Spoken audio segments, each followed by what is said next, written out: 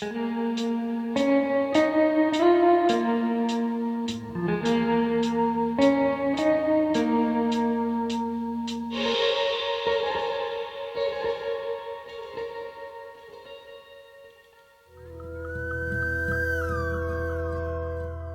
Wonderhussy here, hanging out in the dusty, sun-baked little desert town of Tecopa, California. It's just south of Death Valley, about an hour and a half outside Vegas.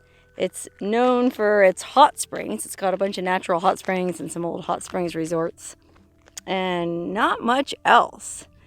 I mean, over the last 10, 15 years, there's been a few people move out and open restaurants. And there's actually a couple breweries in town now. In fact, there's more breweries per capita here than I think anywhere else.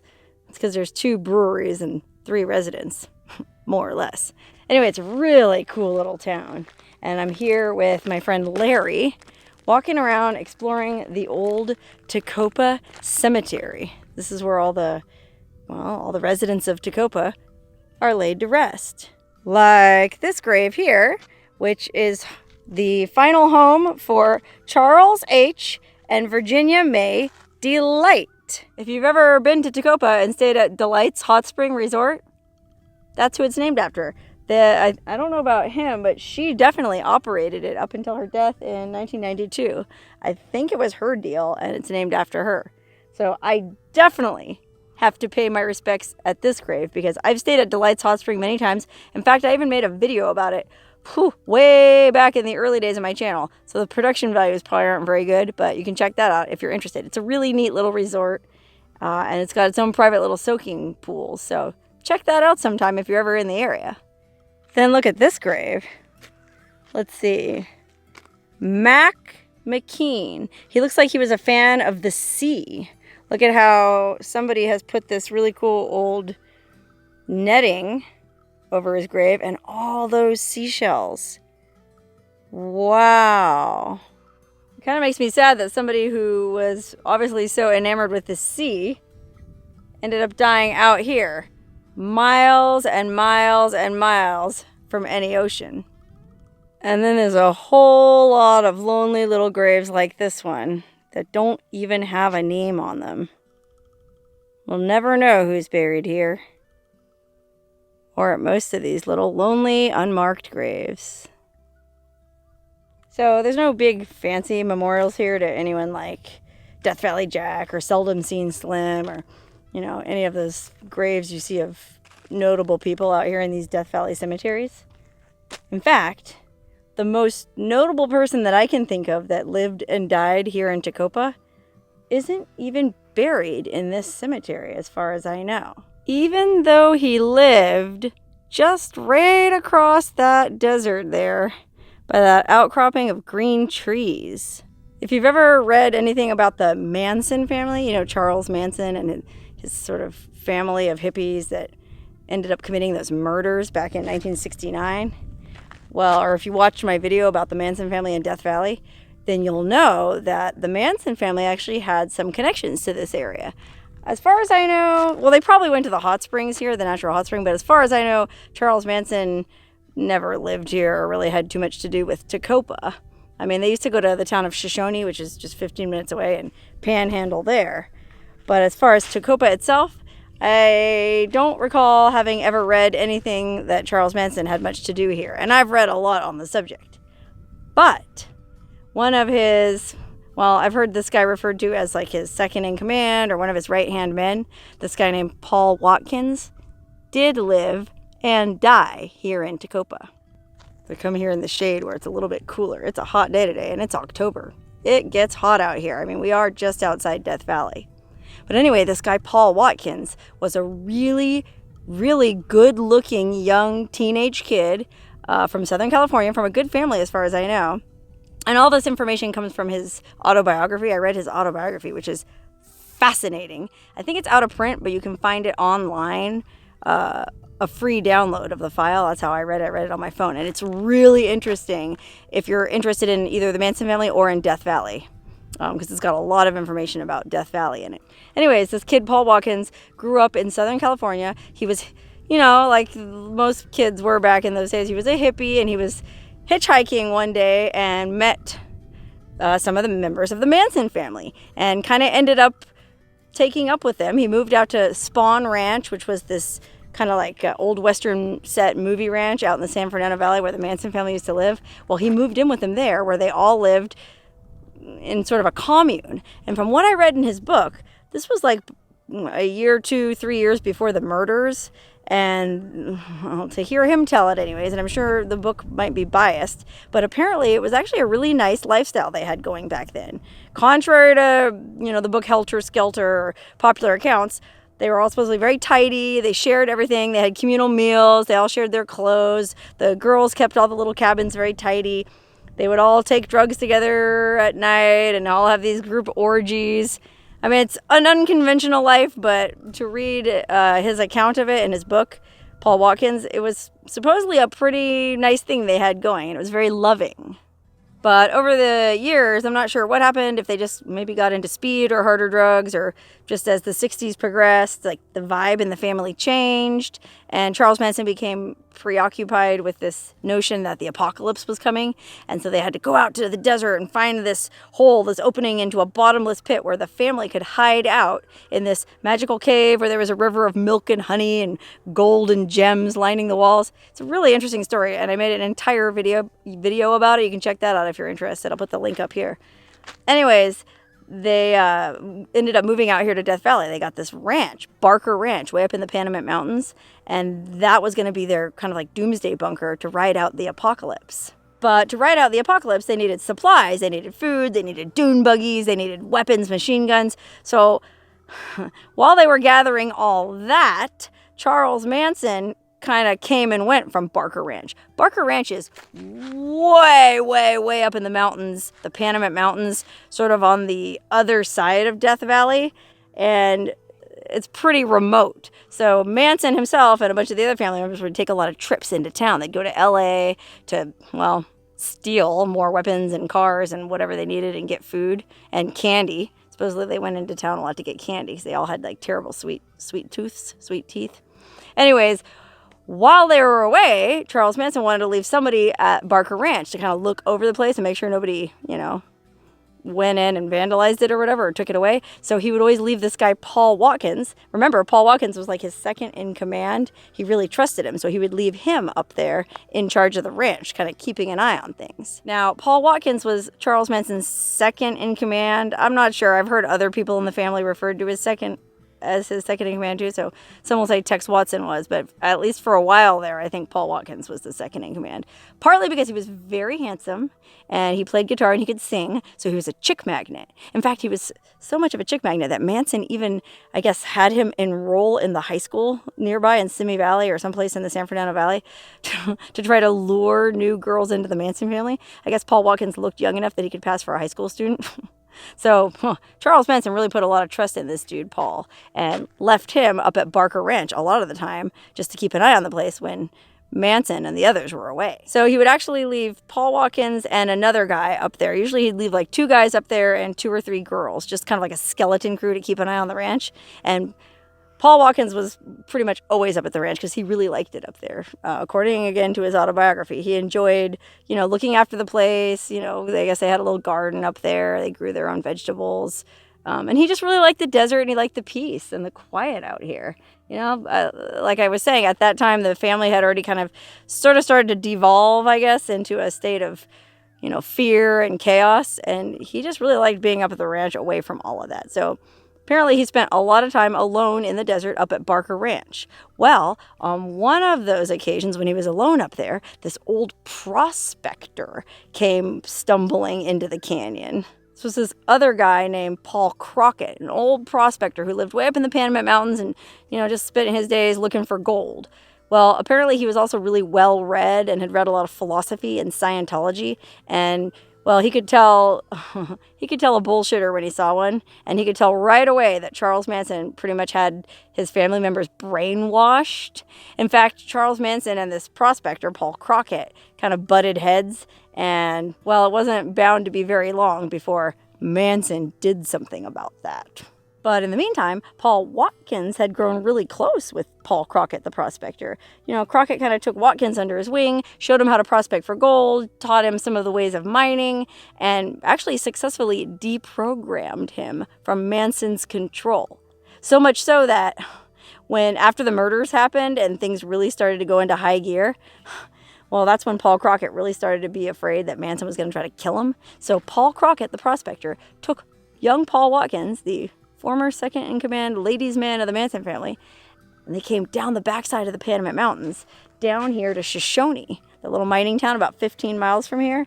And they lived in one of those caves in Dublin Gulch. I made a video about that, too. There's these weird cave dwellings in, well, it's a place called Dublin Gulch right outside of Shoshone town, where there's these caves in the side of these, I guess it's like talc cliffs. And miners actually lived in these cave dwellings up until the 1970s.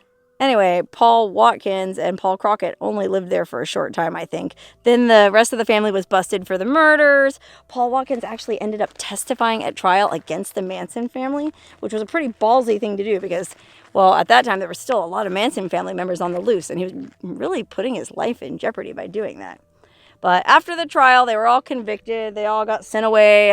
They all got the death penalty, which was later commuted when California abolished the death penalty. But they were all locked up for life. So I guess Paul Watkins felt safe enough coming out of his cave house. And, well, he actually liked this area so much that he stayed settled in Tecopa for the rest of his life. Now, unfortunately, he didn't live very long. He died pretty young of leukemia. I think he was only like 42. But he lived out the time from the Manson family trial until the end of his life right here in Tecopa, right in a little house in that grove of trees back there. So it's it's public property. I think we can go out there and explore it. So I'm going to see how far I can drive to it and then maybe have to walk the rest of the way. But I was out there last week just kind of looking around, and it's actually very haunting. There's a lot of stuff left over. I think he raised 2 daughters out there. And in fact, one of the daughters, I guess, still comes back to the area.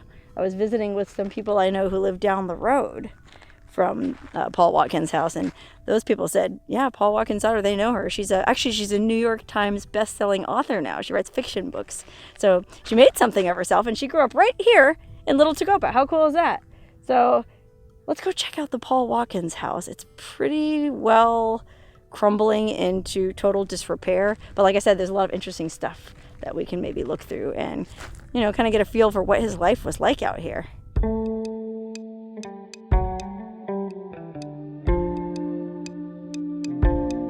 Okay, wow, here we are.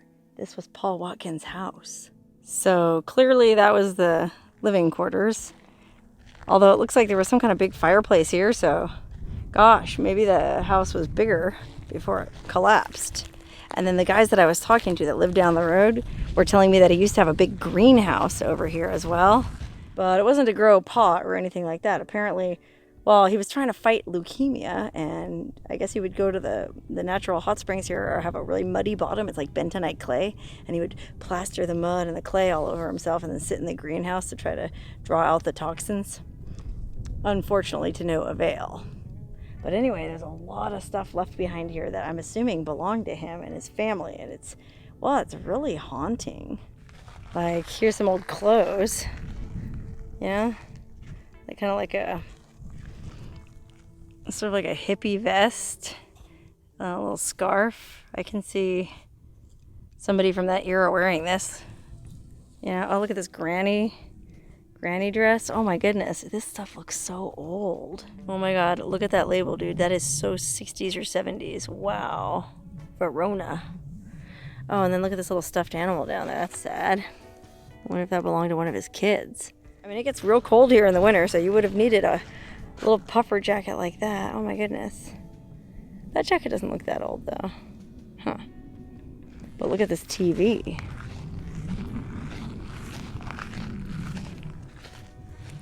I mean, that TV is definitely old. Now, I think Paul Watkins died in like the early 80s. So, I don't know. Somebody's probably lived here since then. So, a lot of the stuff might have nothing to do with Paul Watkins. This, all these, well, I mean, look at this. All these old record albums of course, I automatically assumed belonged to him because he was a music fan. He was a musician. He played in a band at a local bar here. But these could have belonged to whoever lived here after him, you know? It might have nothing to do with him. Wow. Look at these old books. Oh my gosh, look at this. Survival scrapbook. Oh, interesting. Oh, this tells you, I guess, how to make food. Oh, it's like survivalist stuff from back in the day. Oh my goodness. Wow, I wonder if he was a survivalist. Oh, look at this. Oh, classical music. Deutsche Grammophon. They do. It's a classical label. Far out. Yeah, whoever lived here had a ton of records, and they're all warped in the desert sun. I mean, look at this. I don't think that would play anymore. Okay, let's peek inside the house. I mean, it's mostly crumbled, but we might be able to see something. Here's this awesome old fireplace. Maybe this was just an outdoor fireplace, because if you look at the ground out here, it's all flagstone. So it might have just been a big outdoor fire pit, which is super cool. Look at this. Country songs I love to sing. Cuddle Buggin' Baby. Oh my goodness. Oh, Eddie Arnold. I love Eddie Arnold. Oh wow, or how about this one? Tinkerbell Records, The Little Drummer Boy. Oh my goodness, that just makes me think of his daughters. That's sad. Although I don't know why it's sad, because one of them's apparently doing pretty well. New York Times bestselling author. Okay, let's go look inside the house. Man, this actually looks like it was a cool house. You can see there was a little, kind of like a brick patio. And then this looks like it was, oh my gosh, I don't know. Let's see, it's real hard to walk in here because a lot of stuff on the ground, but we'll do our best. Oh my goodness, this is so sad to be in here. I don't know why.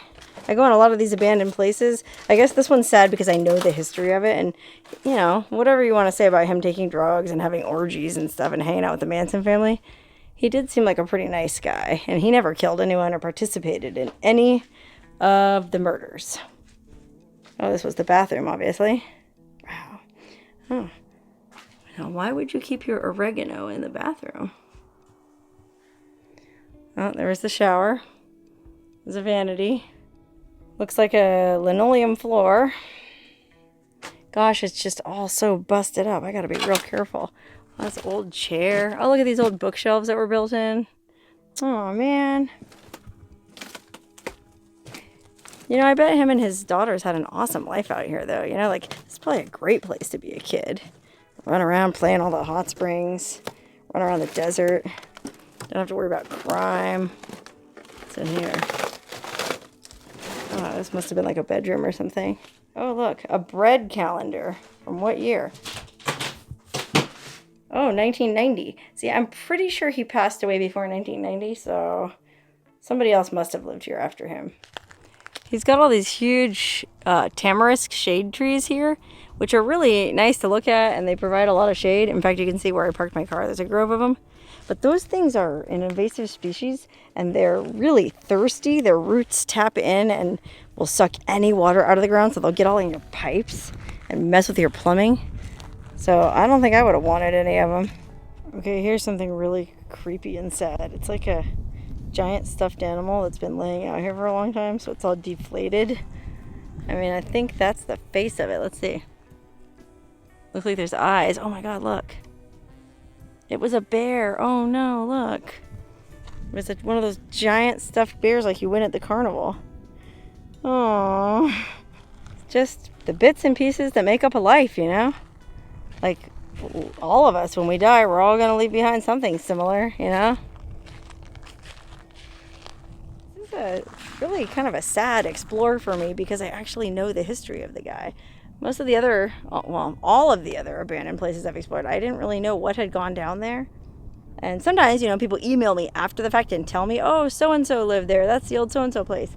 But I think this is the first time I've ever gone to explore a place that I actually knew the history of the person who lived there and had actually read a biography about them, or an autobiography at that.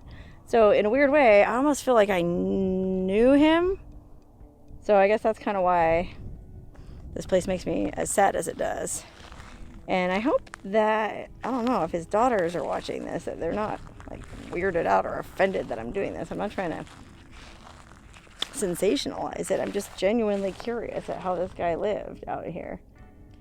Boy, this is a really sad place to explore, but it's a good reminder to me that all the other abandoned places I explore have equally sad stories. So even though I don't know for sure who lived in those places, well, could have been similar, you know? Fathers with daughters, people dying young of leukemia. You never know who lived in these places. So that's why it's important to always treat these abandoned places with respect. I don't like to just go in there and make ruin porn. Like, ew, look at this. Look at that. Ooh, I bet this was a meth lab. The reality is way more complicated. All kinds of people have lived out here. And some good, some bad. But you know what? I bet for the most part they were good. I'm not sure why he's not buried in the cemetery, though. I mean, either... maybe he had his ashes scattered somewhere. Like, I know he loved... well, he did love Barker Ranch. Maybe his ashes are scattered up there in the Panamint Mountains. You know, he loved prospecting. Or maybe his family, his mom and dad, wanted him to be buried in Southern California, so he's back there. Who knows? Maybe the townspeople didn't want him associated with the town? I can't imagine that. I mean, he never committed any of the murders. Huh, who knows? Either way, I'm glad I stopped here and paid tribute. R.I.P. Paul Watkins.